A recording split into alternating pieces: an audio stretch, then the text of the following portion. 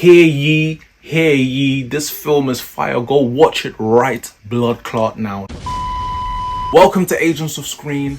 I am your boy Miles, aka the dark-skinned Enrique Iglesias, and welcome to my spoiler-free review for RRR, Rise, Roar, Revolt. If you're new here, how I do things, I tell you what I liked, what I didn't like, my score out of 10, and if you should see this film. It's already out in cinemas, it's on streaming right now on Netflix, should you see it. And if you enjoy the content, please consider like, share, and subscribing. But what is RRR? I sound like a pirate. What is RRR about? RRR, without giving away much at all, because this is a spoiler-free review, and I want you to experience it full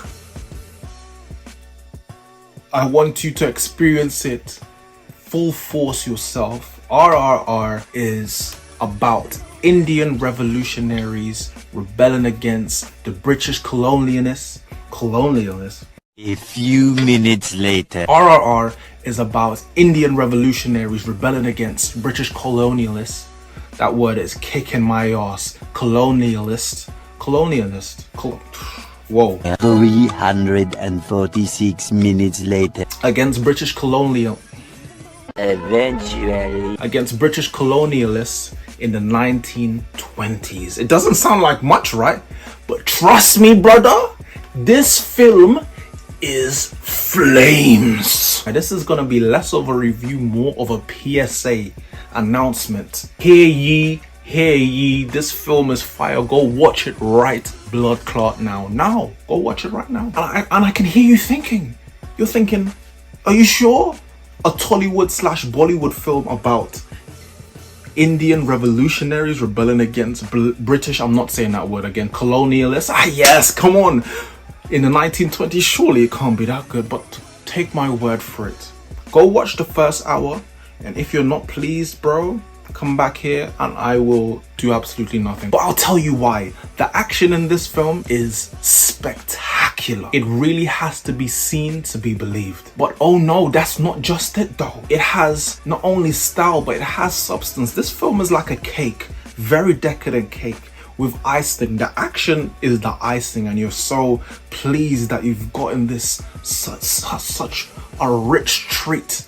But when you cut into it, you see these layers, and these layers are story, emotion, and you're thinking, I thought it was just the action, but oh no, there's so much more packed inside. And the CGI, at times, I can't lie, at times it's a bit janky, but for the most part, because of how ambitious it is, you just forgive the janky parts. It needs to be seen to be believed again.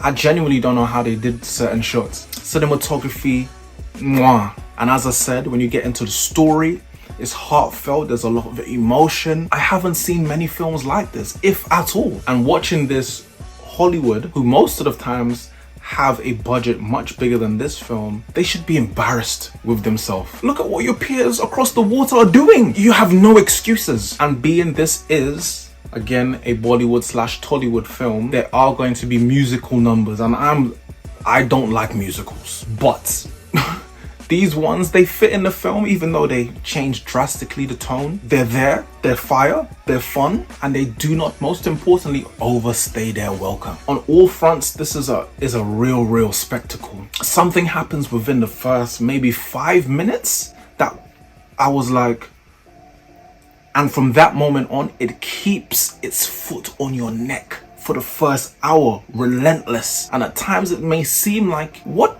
is this film about? What's actually happened? But trust me, it ties it all together. My nitpicks, I'm gonna be objective here. I didn't mind the length of the film, but this film is 3 hours and 7 minutes long. That's a hefty piece of something, but the film 100% justifies its length for me. There was a point in time in this film, I thought it was ending, but then I checked the time and there was an hour and a half left, and I was thinking, Nani? How?